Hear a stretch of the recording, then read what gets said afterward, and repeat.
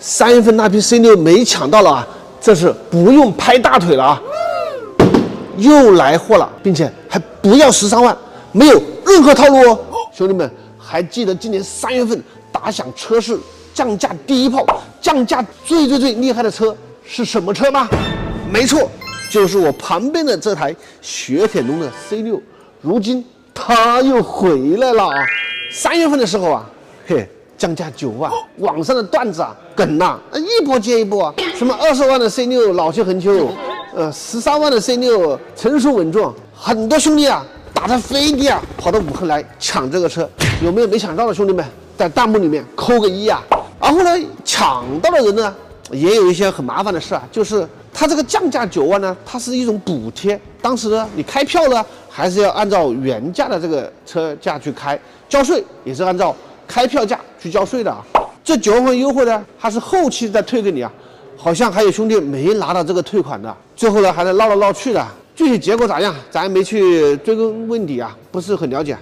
有知道兄弟们也可以告诉我一下。然后那批车呢，有一个舒适版，有一个共创版。虽然舒适版的定价要比共创版的高啊，舒适版好像是22万，共创呢是21万，但是呢，舒适版的配置呢还比共创呢要略低一点啊。给大家讲一下两个有啥区别。第一个呢，舒适版呢是没有侧气帘的啊。第二个，它是没有前雷达的。第三个，它是没有 LED 大灯的。除了这3个，其他的都一样，全系标配的是 1.8T 8AT 的一个动力组合。哦，说错了，这个是没有液晶仪表的，我以为液晶仪表也有的。哎呀，还是到车里面看看，介绍的更清楚一点。一键启动，还带 Sport 模式啊，换挡拨片。我觉得这个功能是比较激烈的。2个天窗啊，不是那种全景的大天窗，后面你想开就开，想关就关。座椅按摩都安排上了，那通风加热那必须都有嘛。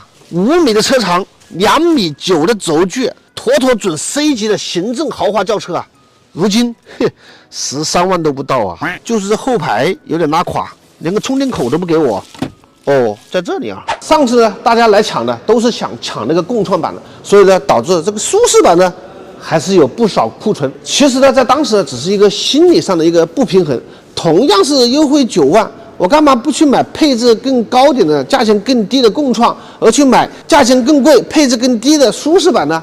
所以呢，这就导致了一个舒适版，它还没有抢完，还有这么100-200台的舒适版的 C6啊，全部都是22年左右库存的车。现在啊，不是优惠9万的事了，真正优惠了10万块啊！当然，这是一个属于一个批发商能够拿到的价钱，最终的市场上面的售价肯定不是这么一个价钱。降价9万的，你们都抢破头，还有的人没抢到。